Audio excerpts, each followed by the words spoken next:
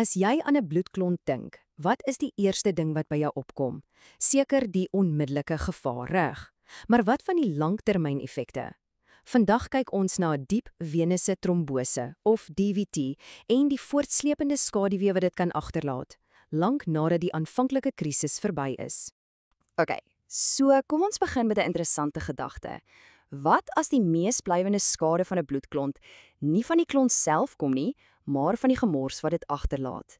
Dit is presies die kern van die saak wat ons vandag ondersoek. En daai gemors, dit het 'n naam: post-trombotiese sindroom of sommer net PTS. Dis 'n chroniese en dikwels baie pynlike toestand wat na 'n DVT kan ontwikkel. Ons praat van aanhoudende swelling, pyn en in ernstige gevalle vel wat verkleur en selfs sere. Dit kan 'n mens se lewenskwaliteit regtig drasties verminder. Nou, hier is die ding. Nie alle klonte is dieselfde nie. Die wetenskap is baie duidelik hieroor. Dis die klonte in die groot iliofemorale are. Dink daaraan as die N1 snelweg van jou been se bloed vloei, daai is die groot sondebokke. Hulle is die heel sterkste voorspeller dat jy met 'n regtig ernstige, aftakelende vorm van PTS gaan sit. Om dit dalk bietjie makliker te maak om te verstaan, kom ons gebruik 'n analogie. Stel jou voor jou are is 'n hoofweg. Daai bloedklont, dis 'n massiewe vragwa wat omgeslaan het en al die bane blokkeer. PTS? Wel, dis die permanente skade aan die pad wat oorbly. Dis die chroniese verkeersopeenhoping, selfs lank nadat die wrak weggesleep is. Goed, so hoe hanteer ons hierdie verkeersknoop? Wel, die standaardbehandeling, die eerste ding wat dokters doen, is om antistolmiddels te gee. Jy ken dit seker as bloedverdunners. Maar, en dis 'n groot maar, daardie benadering het sy beperkings. Kyk, hier is waar ons die fyn skrif moet lees. Antistolmiddels is fantasties vir verdediging. Hulle keer dat die klont groter word en dat nuwe klonte vorm. En baie belangrik, hulle verminder die risiko dat 'n stukkie afbreek en in jou longe beland. Maar, en hier's die vangs, hulle doen absoluut niks aan die klont wat reeds daar sit nie. Hulle verwyder dit nie. Die onderliggende probleem bly. So, as ons teruggang na ons hoofweg-analogie. Bloedverdunners is soos die verkeersbeamptes wat nuwe karre weglei van die ongelukstoneel af. Dis wonderlik, dit keer dat die probleem erger word. Maar die omgeslaane vragmotor, dis nog steeds daar. Dit blokkeer steeds die pad en veroorsaak skade. Niemand het nog die insleepwaens gebel nie. En dit bring ons by 'n ander manier van dink, 'n meer proaktiewe benadering. Wat as ons, in plaas daarvan om net rondom die probleem te werk, die probleem self direk aanvat? Ek meen, dis die logiese volgende vraag, nê? As die klont die oorsaak is van die onmiddellike gevaar en die langtermynskade, hoekom haal ons dit nie net eenvoudig uit nie? Wel, dis presies wat hierdie meer gevorderde prosedures doen. En daar's 'n hele arsenaal van hulle. Ons praat van fyn kateters wat medikasie reg binne in die klont spuit om dit op te los, tot klein meganiese toestelle wat die klont letterlik opbreek en uitsuig. Dis nou die mediese weergawe van die insleepwaens wat opdaag om die pad oop te maak. Die groot vraag is natuurlik, werk dit? Is hierdie meer aggressiewe benadering regtig beter? Om dit te antwoord moet ons na die data kyk. So kom ons kyk in twee van die heel belangrikste studies wat hieroor gedoen is. OK, eerste aan die beurt is die ATTRACT-studie en hierdie was 'n groot een, 'n regte landmerkstudie wat ontwerp is om presies hierdie vraag te beantwoord.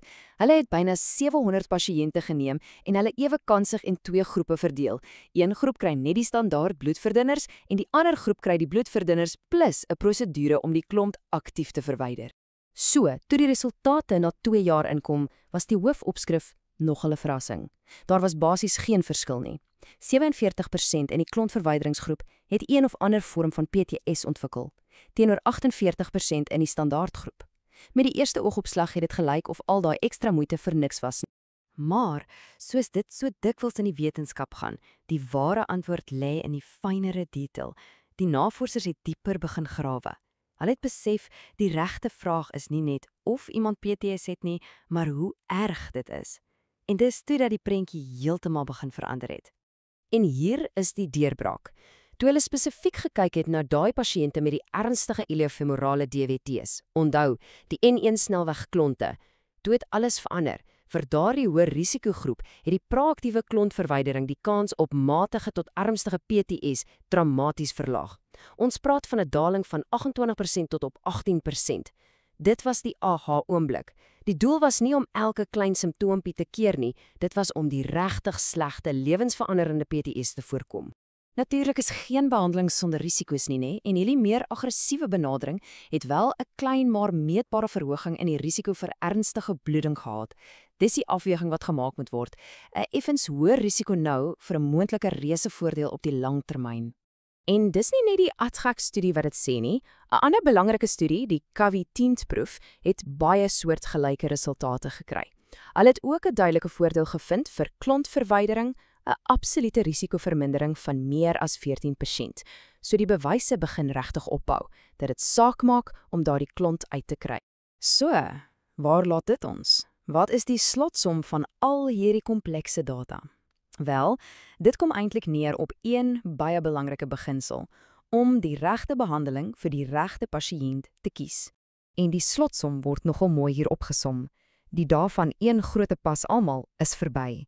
Vir die kleiner, minder gevaarlike klonte is bloedverdunners op hulle eie heeltemal voldoende en steeds die beste keuse. Maar vir daardie groot problematiese iliofemorale klonte, dan moet daar 'n gesprek wees oor die moontlikheid om die klont te verwyder. Dis 'n besluit wat die dokter en die pasiënt saamneem, waar hulle daardie groot voordeel om moontlik lewenslange, ernstige PTS te voorkom, opweeg teen die klein, maar baie regte risiko van bloeding. En dit alles los ons met 'n laaste belangrike gedagte. Hierdie hele storie is eintlik 'n perfekte voorbeeld van waarheen medisyne op pad is. Ons beweeg weg van daardie een resep vir almal benadering na iets baie meer persoonlik en presies. Die groot vraag vir die toekoms is: hoe word ons nog beter hiermee? Hoe verfyn ons metodes en ons begrip om seker te maak elke liewe pasiënt kry presies die regte behandeling op presies die regte tyd?